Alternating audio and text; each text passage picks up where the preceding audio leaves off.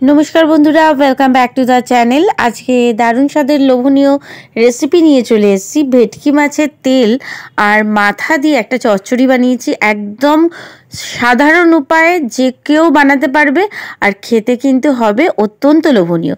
भिडियोटा भालो लागले चैनेलेर साथे थाकबेन और शेयर करे देबेन आपनादेर फ्रेंड फैमिली मेम्बर सकलेर साथे। एखाने एकटा भेटकी माछेर छोट्ट पेटी पिस निয়েছি, একটা মাথা নিয়েছি আর কিছুটা তেল নিয়েছি, নিয়ে ভালো করে পরিষ্কার করে লবণ আর হলুদ মাখিয়ে রেখেছি। আর এখানে নিয়েছি আলু, একটু লম্বা ধরনের আলুগুলো আমি এখানে কেটে নিয়েছি। মোটামুটি বন্ধুরা একটু চচ্চড়ির আলু যেমন হয় পিস, সেরকম পিস আমি এখানে করে নিয়েছি। এরপর যে বাকি মশলা লাগবে একদম অল্প উপকরণে, এখানে আমি আলু দিচ্ছি, আর কিছু সবজি সেরকম দেবো না। এখানে নিয়ে নিয়েছি পেঁয়াজ 4টে টুকরো করে নিয়েছি, কাঁচা লঙ্কা দিয়েছি, 1 চামচের পরিমাণ হিসাবে আদা কুচি আর 1.5 চামচের পরিমাণ হিসাবে রসুন কুচি, এটা আমরা একদম কুচিয়ে নিয়েছি। এরপর কড়া বসিয়ে দিয়েছি, কড়া গরম হতেই দিয়ে দিলাম সর্ষের তেল। রান্নাটা অবশ্যই সর্ষের তেলে করতে হবে, তাহলে কিন্তু খেতে দারুণ লাগবে। মোটামুটি 3 চামচের মতন, বড় চামচের 3 চামচের মতন সর্ষের তেল নিয়ে নিয়েছি। তেল গরম হয়ে যেতেই প্রথমে যে পেটিটা ছিল ভেটকি মাছের আর মাথাটা, সেটা ভালো করে একদম গোল্ডেন ব্রাউন করে ভেজে নিতে হবে। বন্ধুরা আমি একটু মাছ যখন ভাজি, সে মাছের ঝালই হোক বা ঝোলই হোক বা কোনো চচ্চড়ি হোক না কেন, মাছটা একটু কড়া ভেজে বা একটু লালচে ভেজে খেতে আমার ব্যক্তিগতভাবে ভালো লাগে, সেই রকমই আমি এখানে করে নেব। যদি আপনাদের মনে হয় যে ভাজার পরিমাণটা হয়তো আপনাদের উপর ডিপেন্ড করে আপনারা ভেজে নেবেন। তো মাছ ভাজা হয়ে গেছে, মাছগুলো তুলে নিলাম। এরপরে আরেক চামচের মতন তেল এখানে অ্যাড করেছি, দেখে আপনারা বুঝতেই পারছেন। এরপরে আগে থেকে পেঁয়াজ, আদা, রসুন, কাঁচা লঙ্কা কুচিয়ে রেখেছিলাম, সেগুলো ভালো করে তেলের মধ্যে দিয়ে দিলাম।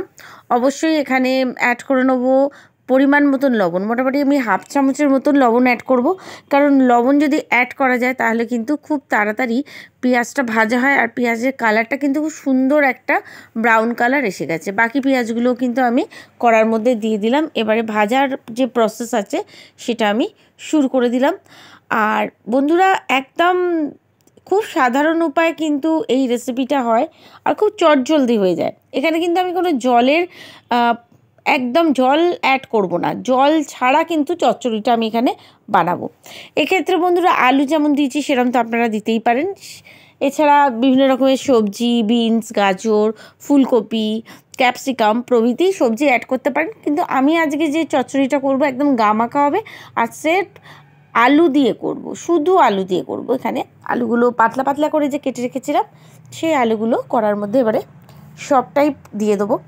দিয়ে তারপরে পরিমাণ মতন যে যে জিনিসগুলো লাগবে, যেমন সামান্য একটু লবণ অ্যাড করব, হলুদ গুঁড়ো অ্যাড করব আর Kashmiri red chilli powder add করব। এইভাবে অ্যাড করে ভালো করে কষবো, মানে যাকে বলবো আলুগুলো ভেজেও নেবো। আর যাতে কষাটা যত ভালো হবে, যে কোনো চচ্চড়ি বা রান্না, এটা আমরা প্রথম থেকেই জানি, আমাদের মা ঠাকুমাদের মুখে শুনেছি যে রান্না যত কষা হয় তত কিন্তু রান্না খেতে সুস্বাদু হয়। সেই জন্য রান্নাটা কষবো, যখন কষবো এই চচ্চড়িটা একটু কষিয়ে বানাতে হবে, যেহেতু মাছের তেল আর মাছের মাথা দিয়ে বা পেটি দিয়ে করছি, সেই কারণে ভালো করে কষিয়ে নিতে হবে।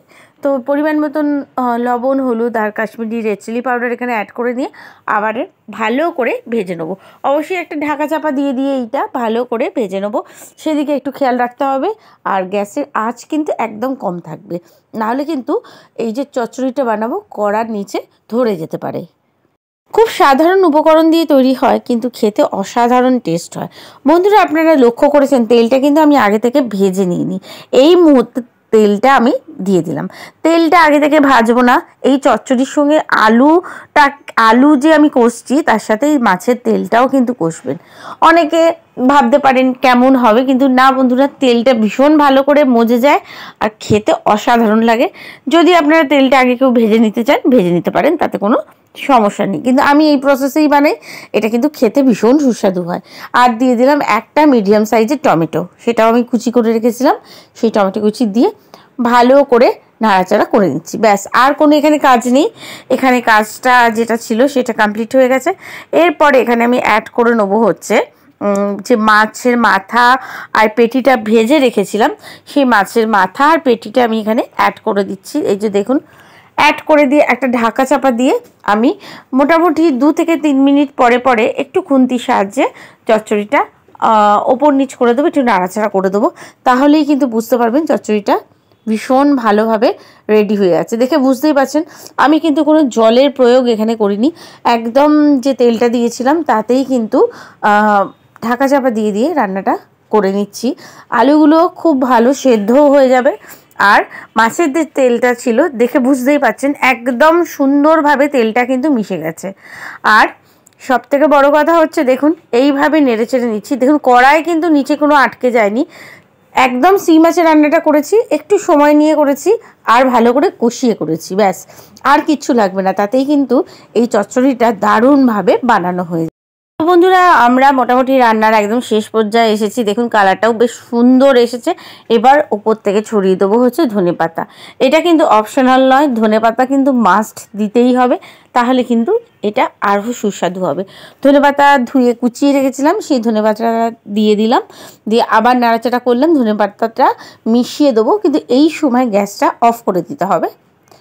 আর এই যে গরম যে ভাবটা আছে তার সাথে তার মধ্যে দিয়েই কিন্তু ধনেপাতাটাকে চচ্চড়ির সাথে মিশিয়ে নিতে হবে।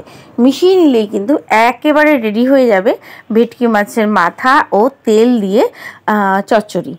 আর গরম গরম ভাতের পাতে কিন্তু খেতে দারুণ সুস্বাদু লাগে। একটু ভালো করে নাড়িয়ে চাড়িয়ে নিচ্ছি, এতে ধনেপাতাটা পুরো চচ্চড়ির সাথে ভালোভাবে মিলেমিশে যায়।